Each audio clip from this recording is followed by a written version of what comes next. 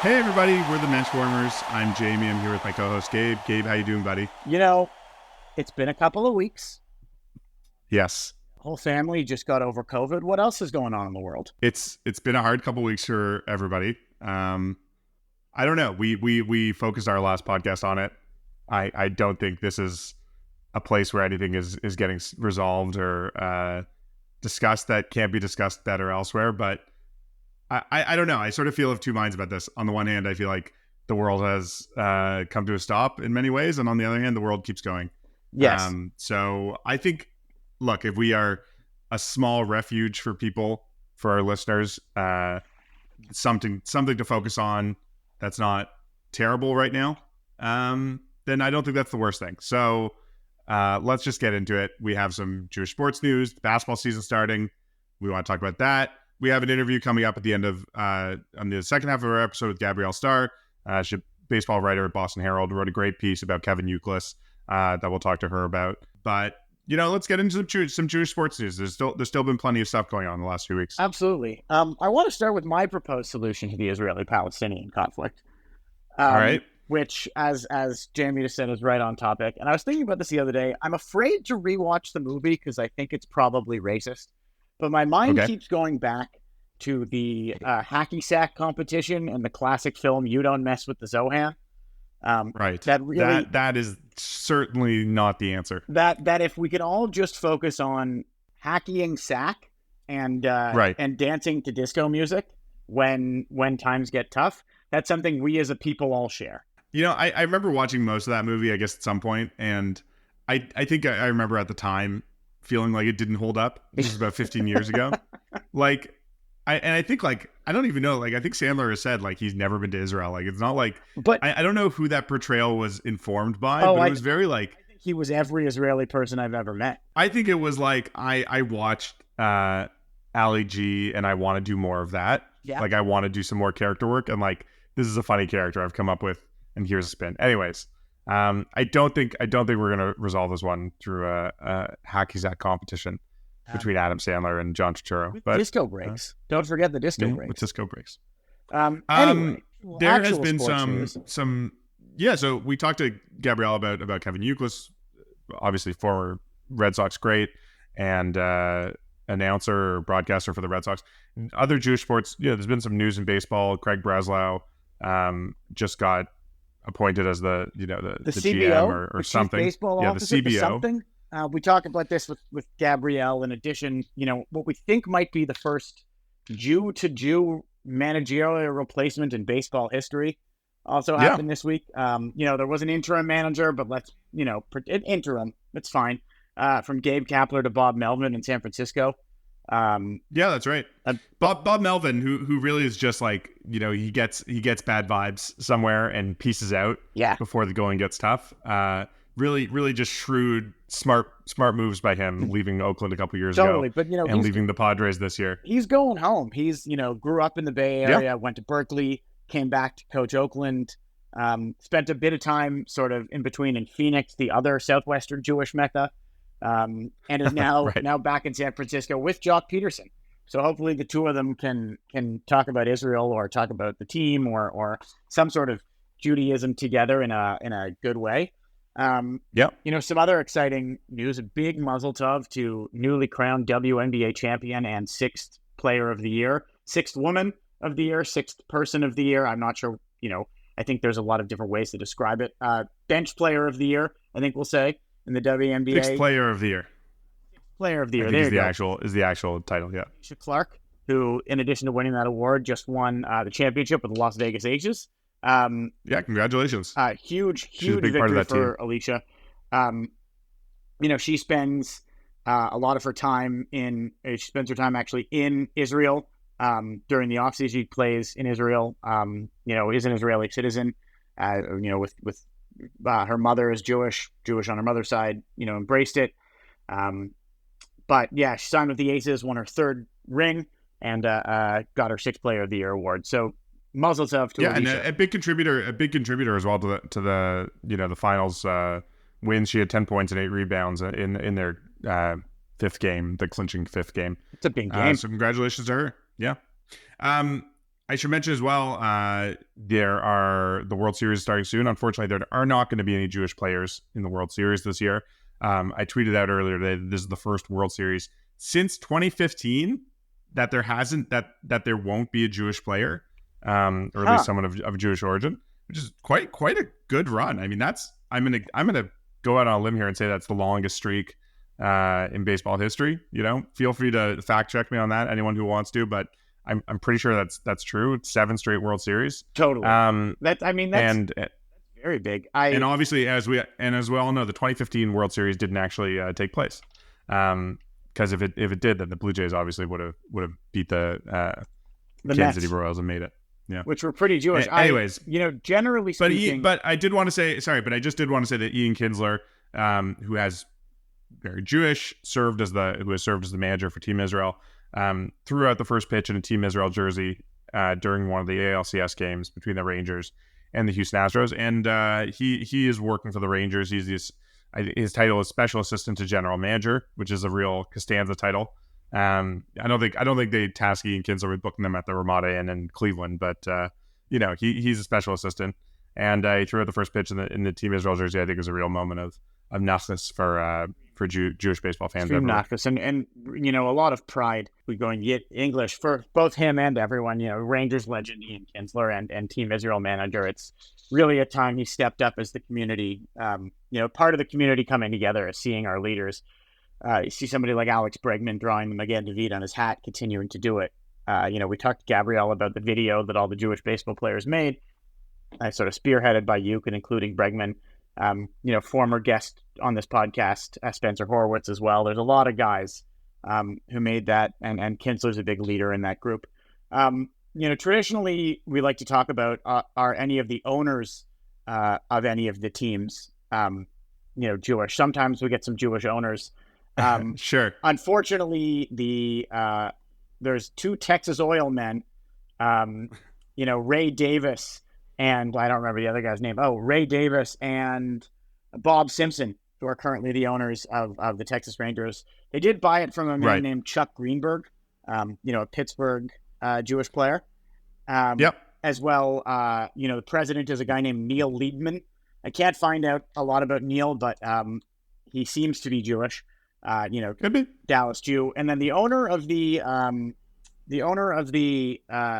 Diamondbacks, Ken Kendrick, is a man not Jewish that his middle name is, I shit you not, Gentry. Wow. Yes, he is actually, he's a notable guy. He is currently the owner of the Honus Wagner baseball card, known as the most famous baseball card ever. That's pretty cool. Yeah, he owns it. He's loaned it to Cooperstown. But no, he is very much not Jewish. Kenny Kendrick, he is a software company, sold it for $1 billion, bought the team, buying it. He's been, running the team, by himself. You don't get a lot of owners who actually manage day-to-day operations, but he does that. He's a pretty involved owner, and CEO. Wow. So, Kenny seems like an interesting dude. Not Jewish. Yeah, Mr. but a pretty non-Jewish World Series for a change. So too bad, but we'll have lots of Jewish baseball players to focus on as the winter turns to spring. And until then, we have I would say almost pretty much a bumper crop by basketball standards of Jews in the NBA this year. Right. So let's go through there, because there's three players really to talk about this year. So the first is Deni Avdija, who is an Israeli basketball player. He's picked, I think, 9th overall this 3 years ago. This is his 4th year, I think, right? Playing for the Wizards. Probably not going to be a great team. The Wizards, they're definitely in rebuilding mode. He's gonna get a lot of ball. Yeah, exactly. He's gonna get some room to run. I think we're gonna see if he can get sort of over the hump. He had some great games towards the end of last year. And I would say like a good measurement for this is that I believe last year, towards the end of the year, was the first time that he was picked up in my fantasy basketball league. And that was like in his career. So like he made it onto some teams. Team. He was doing, not my team, but he was doing some fantasy relevant things is the point. And this year he did get drafted in our league. That means, again, he's in the top half of guys in the league. he's going to be called upon to contribute in a more significant way. Now that Bradley Beal's gone, John Wall's gone. He played tonight. Obviously, he started tonight. He had 9 points, 7 rebounds, 5 assists in 20 minutes in Washington's open game. So again, contribution. I think he's going to be looked to make some shots this year. Probably for a crappy Wizards team. Signed a deal, got himself those shekels. Signed a big deal, $55 million over 4 years. So big congrats to Denny. And he's also, something to say, like some other Jewish athletes, he's pretty upfront talking about what's going on with the Absolutely. war. He's saying it's a distraction. Not a distraction. It's consuming his thoughts, and he's doing his best to focus on basketball, but it's tough for him. Nobody wrote during a preseason, I think it was last year that he wrote "I'm Yisrael Chai" on one of his sneakers. I think that there will be a Jewish Heritage Night in Washington this year. They are one of the teams that tends to do that. They've done a really great job engaging with an Israeli audience. There's a dedicated Hebrew language Washington Wizards Twitter feed, which is great and wild that exists. I assume their social media guy speaks Hebrew and is sort of double teaming on as doing that. Or maybe it's Denny. Maybe it's just Denny doing it. Yeah, maybe. So that's Denny definitely one to watch, one to continue watching. One of the other three, sort of. I guess we're going to count it. Is Domantas Sabonis, who is an all-star and going to be an all-star for a while on the Sacramento Kings. He is not sure. We're not sure if he's Jewish or not yet. He is. Yeah, has he converted? How do we know if he's converted? So I looked into this today. There were stories last spring about how he was in the process of converting to Judaism. His wife is Jewish and they have 2 kids. They want to raise their Jewish family. So he's in the process of converting. They were married by a rabbi. There's pictures of him with rabbis out in California. I think the implication is that he will be converting at some point, but I don't see that anyone has actually done the follow-up work of asking him if he has converted or been in the mikvah or what steps he's actually taken. So any enterprising basketball beat writers out there or anyone covering the California teams, go ask Domantas Sabonis where he's at with the conversion process. I think it's worth knowing. But look, he's a really dominant guy. I mean, he's like a 20-10 player pretty much. He's going to be a big part of the Kings teams for years to come. And we'll continue to watch and continue to update you on anything we hear about his conversion process. The last player we want to talk about is a newcomer, a rookie who was drafted 41st overall by the Hornets this year. That's Amari Bailey, the second Amari in basketball in NBA history, both of whom have been Jewish, which is pretty amazing. Identifies as Jewish. I believe his mom is Jewish. He didn't play tonight for the Hornets in their first game. I don't know that he's going to get that much run early on, but probably going to try to sneak into the rotation. Second round draft picks have a difficult time breaking in. So we'll see if he gets into the G League for a bit or what happens, maybe filling in with injuries. But, keep an eye out. We could be surprised. He was a guy who was predicted to go higher. Yeah, he was and was more of a prospect. High school prospect, an absolutely massive high school prospect. Only played 1 year in college, straight into UCLA.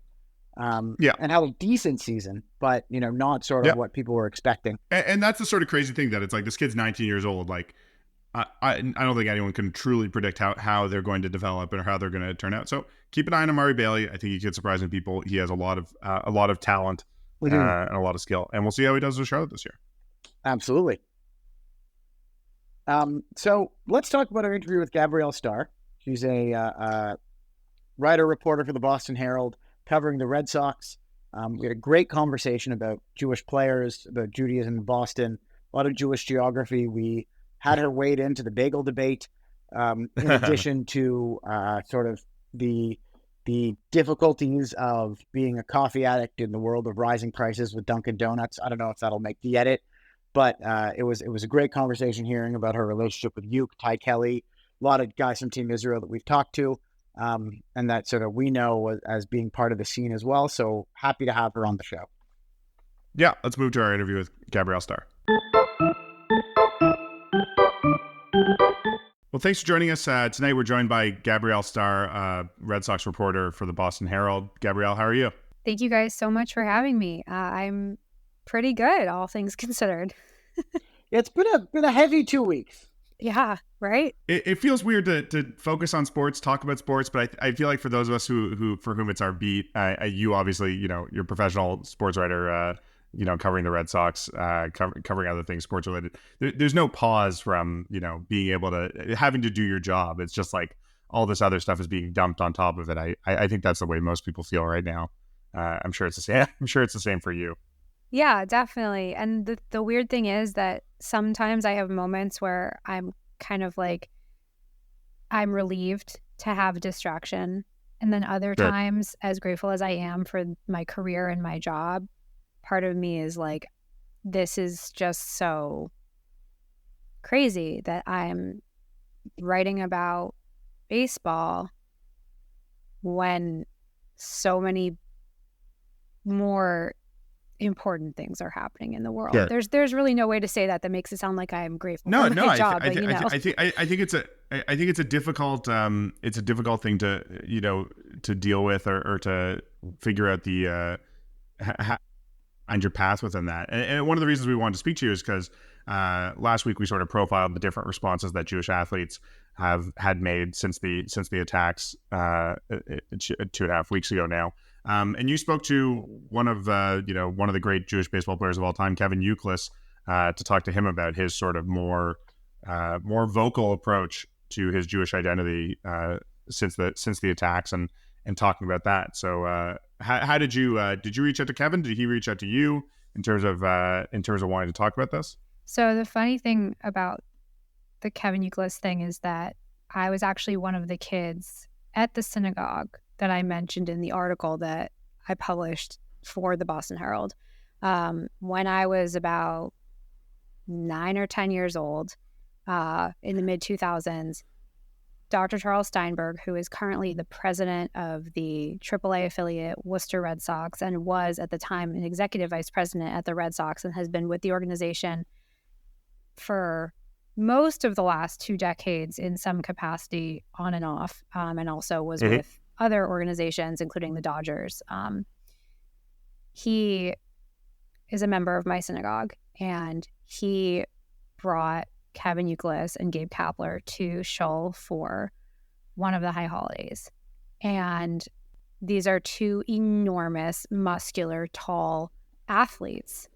And at the time, my synagogue was primarily elderly congregation.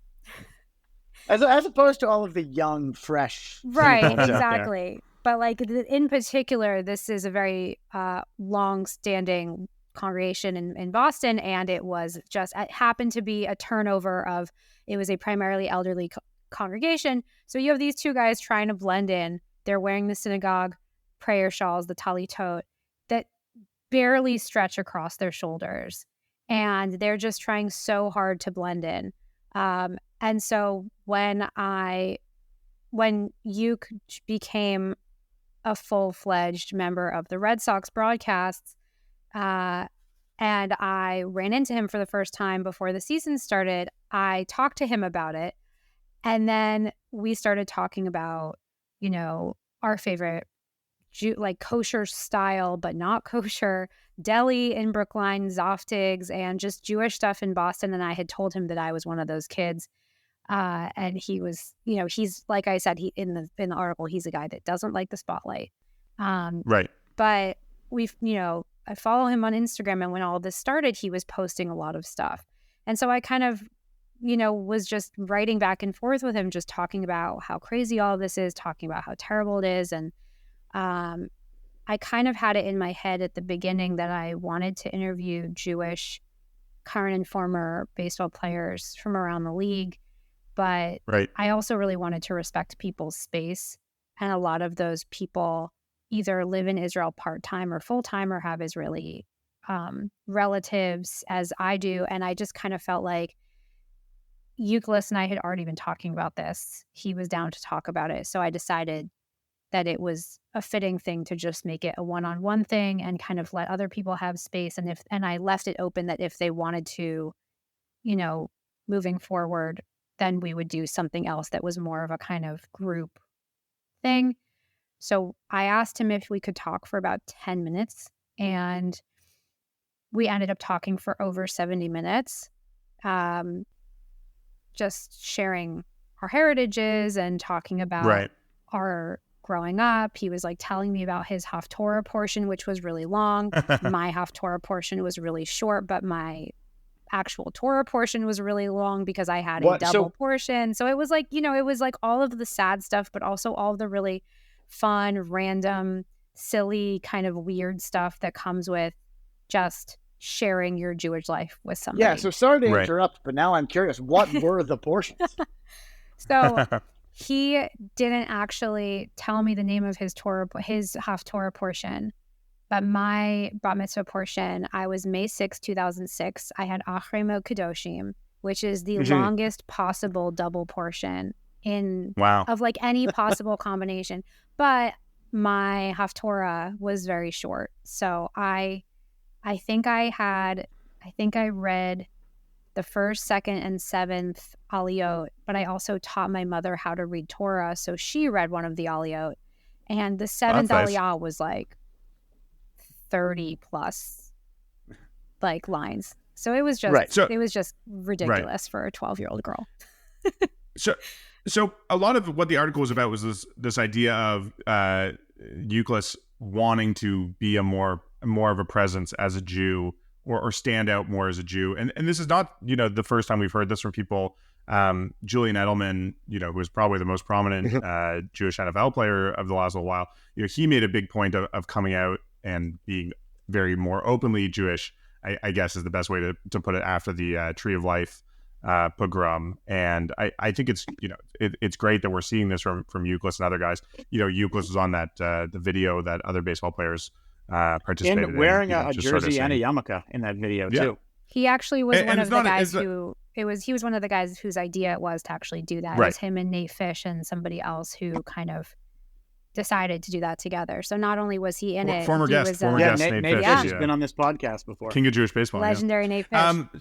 Yeah, exactly. And it is interesting because I feel like Youkilis especially is like, at least for us, guys of a certain age, we were teenagers when Boston was unfortunately winning their World Series, and Youkilis was the guy who was like, did you know this guy's Jewish? He was definitely the first, one of the biggest, like, I don't say crypto Jew, but as a joke, it was sort of like that, because it was just like, how is this guy named Youkilis, plays Major League Baseball and even called the Greek god of walks? How is that guy Jewish of all people?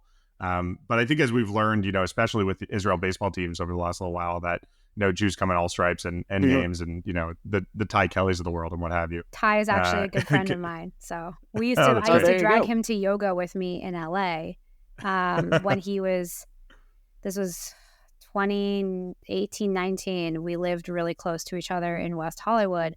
And he was talking about how he was like keeping playing. It was when he was signing his Angels contract. And I was like, dude, if you want to keep playing baseball, you got to do the whole pliability thing. And I would drag him to morning yoga classes with me. And then like, it was like a whole thing. So he's wonderful. I will say, I can tell you why Youkilis' name is Youkilis. It's public information, so I don't feel bad sharing it. No, this is good Jewish geography. So like when Jews are getting to know each other, right? You talk about like, oh, how'd you come to America? Like, which kind of anti-Semitism brought you here? Like, are you pre-Holocaust? Are you post-Holocaust? All the fun things, right? Like what level diaspora are you? And he was telling me that his great grandfather was Romanian. His last name was Wiener or Weiner. Okay.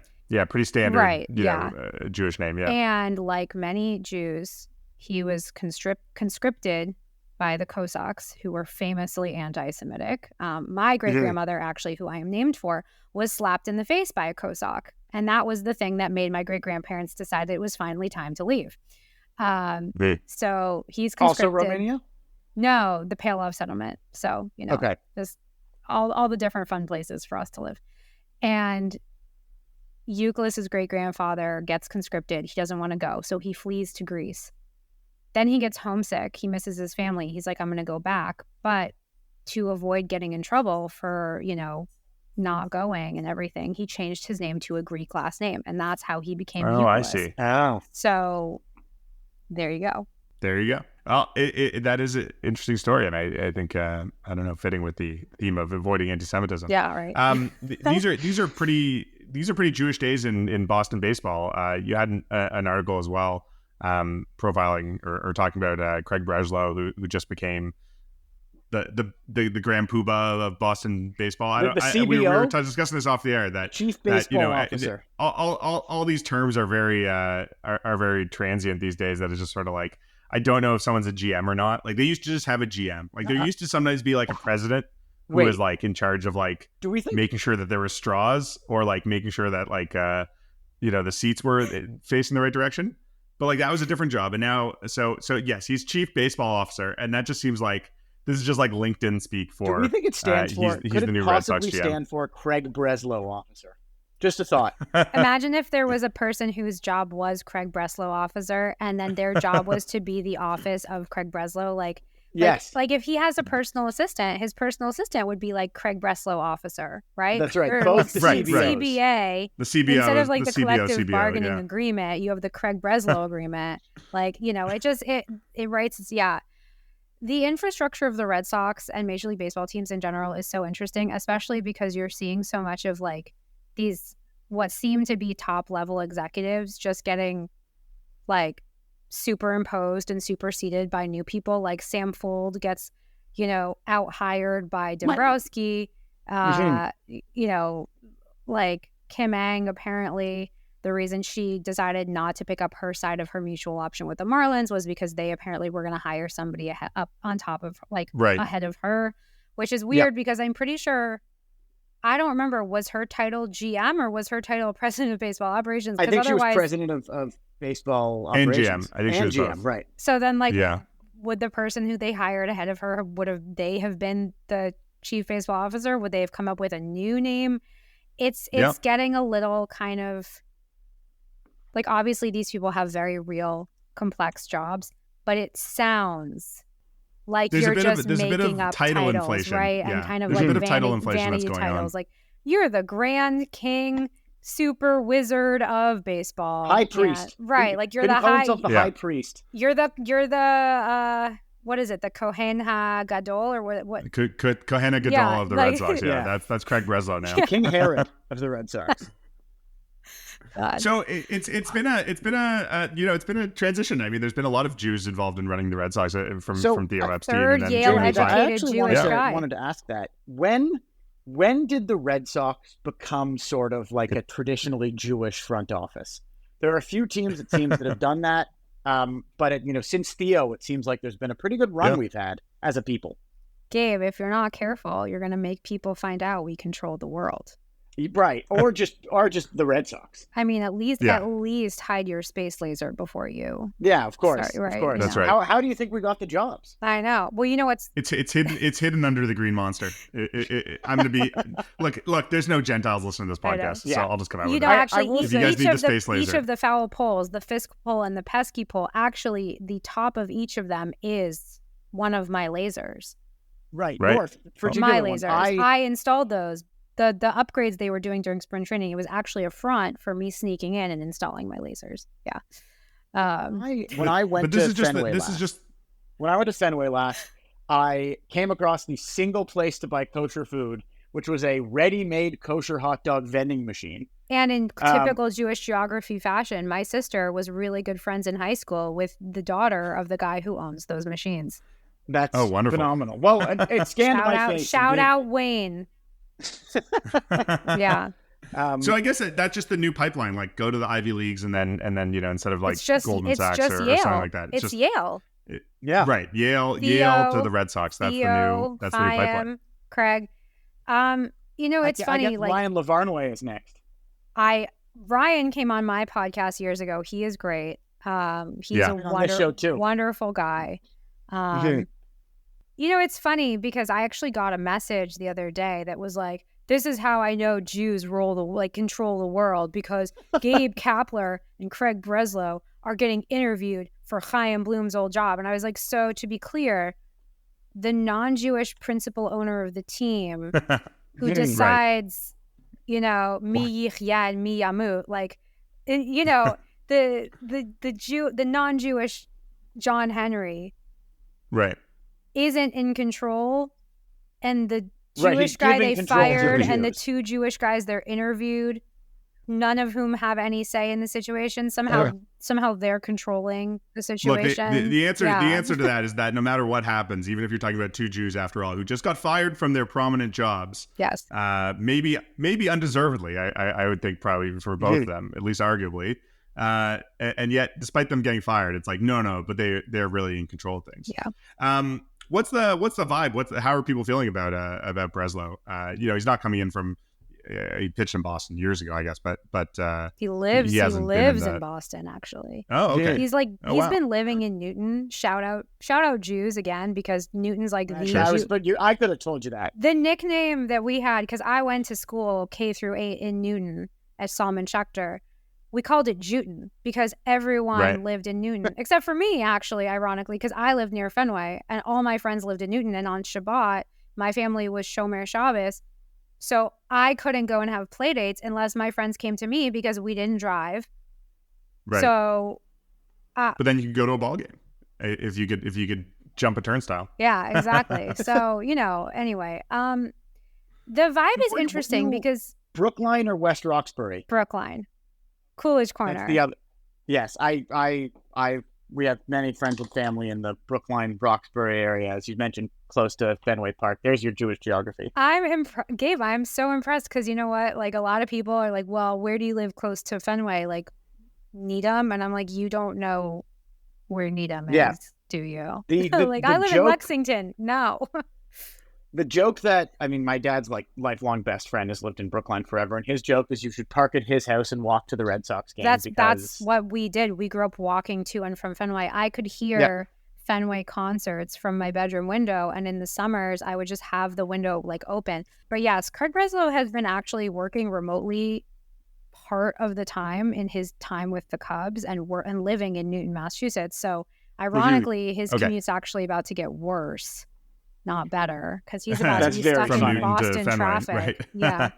Like Mass Pike traffic going inbound at 9 a.m. That's like the worst thing. Hey, he's from Connecticut, I think. He's from New Haven. I guess that's sort of he's from New Haven. I feel like that's more Yankees territory, right? Like that's just a little too far west. Connecticut's sort of split, right? Connecticut's kind of weird. Like, I went to Camp Yavna in New Hampshire, and a lot of it was very split to the point that in 2004, my camp did this thing where they would, this is like, no smartphones, no whatever. This was like old fashioned, your parents could email you every day and the camp would print out your email and give it to you. There was no technology for kids. Mm-hmm. Every morning and every lunch, kids would go over to the head of camp's table and volunteer to read like headlines from the newspaper. You can imagine the day that Nomar got traded, there was a literal brawl between Red Sox and Yankees fans in the dining room because my friend Ben, who is a close friend to this day, got up and he was not prepared for what he was about to read. He's a Red Sox fan. And he gets up, he's like reading the sports thing, and he's like, and in sports, and then his face just like dropped and he goes, the Red Sox traded Nomar, and the Yankees fans in the camp were having like it was like if Ruth and Gehrig had come back from the dead, immortal to hit 800 home runs a year was the reaction of Yankees fans, and there was a literal fight. Yes, it was funny. I have such a memory of Nomar getting traded as well. Yeah. It was so consequential. It felt so consequential. Where were and also, you when Nomar was traded? That's the thing. Well, I must have been I was definitely at summer camp too. But it was also it was the year after the Cubs had lost in the NLCS, I think. Yeah, right. It was the summer of 2004. That was the whole thing. It was summer of 2004, right? That was the whole thing. The year the Red Sox won. But I mean, I felt my memory of it is feeling that like, okay, well now the Cubs are definitely going to win the World Series. Like, how could they not? They just traded for Nomar, and then he had like a pretty unremarkable rest of his career after getting traded from Boston. Like I'm sure it was painful for Red Sox fans at the time, but like they traded Nomar at the perfect possible time, like given what they got in return. And they won the World Series. And they won the World Series. Well, so the interesting thing about that is that actually at winter weekend, I don't know if there's like a Blue Jays like fan fest kind of thing in the right. It tours the country. Oh. Yeah. because there's it's the our team is actually has a whole country behind it, not just one little city. Yeah, which I mean, I love that, but I'm also a proponent of a Montreal Expos just because. Hey, so are we. Yeah, that's a Dave Dombrowski reference right there. Once that's back, they that's can actually have everything used to the Ottawa That's actually River. a Pedro Martinez reference. And, right, there you go. Yeah. But actually, the Big O, we both went to college in Montreal. The Big O is maybe the worst stadium I've ever been to in my life. Did you go to McGill? Yes. Yeah. I applied to McGill. Ah. Yeah, and I got in, but only after I had accepted another school. Yeah. Too bad. You could have saved $150,000 in tuition if you had just come to Canada. Don't I know it? We're getting deep here, guys. But you know, the thing with Nomar, since we went on the Nomar topic, is actually that last year at Winter Weekend, John Henry made a surprise appearance. No one knew that he was coming. We actually found out in the media room down in like the catacombs of this place because a fan tweeted, "I just saw John Henry walking around Winter Weekend," and we were like, "Oh. All right." And then he went on stage for this town hall, and this was like actually the first week that I was at my current job, and it was the most insane town hall because he and Chaim Bloom could not finish a sentence without getting booed, screamed at, heckled. And John told a story about Theo during the whole Nomar thing where, you know, basically alluding to like the Mookie thing and the Xander Bogaerts thing and, you know, and Harry Frazee with Babe Ruth, I guess. I don't know. And he basically said that Theo told him that at the time of the Mookie trade, he felt like the loneliest man in like the world. Yeah. And you think about it now and you're like, if they don't win in 2004 after trading Nomar, right. Like, it goes down as Babe Ruth Part 2. And the only reason that Theo wasn't tarred and feathered and thrown into the Boston Harbor like a box of tea is because they actually won the World Series that year. And otherwise, it's, you know, it's Mookie before Mookie. It's Bambino continued. And like, you know, that's what it is. Yeah. So I thought that was crazy. Well, I think we should wrap up there, Gabrielle. Thanks so much for joining us. People can read your writing on the Boston Herald's website and in paper, I guess, if they are in the Boston area or New England area. You're on Twitter at GFStar1. Let's, you know, hope that you continue profiling Jews in baseball, and let's hope that the Red Sox continue trading away their generational talents. That's something I always cheer for as a Jays fan. Agreed. Thank you guys so much for having me.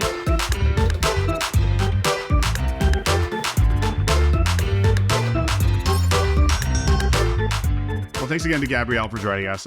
Hopefully we'll have her back sometime to talk about how terrible the Red Sox are doing. That's my only goal. My only dream for the Red Sox is that they do. You know, it's not enough that the Jays have to win. The Red Sox have to fail. I really want Craig Breslow to succeed. Is there a way we can have a very successful GM with a very bad team? Like, is that a combination? Right. Like he manages the players really well. Like, you know, like everybody loves him, but they just can't win. I don't know. I think he's going to have a lot of success in Boston. I wish him well. And unfortunately, that's going to mean good Boston Red Sox teams in the future. Absolutely. And we're happy for him. And obviously his good friend, Ryan Lavarnway. I'm sure Ryan's following this as well and happy for his fellow Jewish Eli to succeed once again. Yeah. Eli's is if you were making a Jewish sports team, calling them the Elis would be very funny. Yeah. But the fact that there's already one and it's not Jewish, like, and it's like, I don't know, Yale started as a you know, Christian, as like an explicitly Christian organization, like, you know, training people to be ministers or whatever. Yes. I don't know. I can't remember which church it was, but I'm just saying, like, it's too bad we lost Eli's. Yes. Like, we gotta start as, you know, like Yeshiva has the Maccabees, but I think just being like, yeah, we're the Jewish University Joshua's, like, that's the team name. Like, that would be a good, you know, and just like you could highlight the great Joshua's from history. Or something similar to that. Something we haven't talked about earlier is you know, they changed their name to the Bulldogs for a while, but you know, Yale previously lost its NCAA status due to sending a player to the Maccabi games, which was which technically violated his amateur agreement. Oh, really? Yeah. Huh. After Jack Langer went to the Maccabi games. Wow. I do not think that is the same Jack Langer, who was a well-known Moyle in Toronto. I don't think it's the same one, but famous Yale story. They're the Bulldogs now. Right. They switched from the Elis some time ago. They're still like informally the Elis, I think like Yale people call themselves Elis. Yeah. Sometimes at least, I don't know. Anyways, we should leave it there for now. Hopefully this is a brief respite for everybody in a world of difficulty for Jews right now. As always, you can find our work on the Canadian Jewish News website. We're put out by the Canadian Jewish News. You can find us there at thecjn.ca. And find us on Twitter at Menschwowers, where we tweet out little factoids about Jewish Report stuff. Always good to have engagement there. So thanks for listening. We'll see you next time.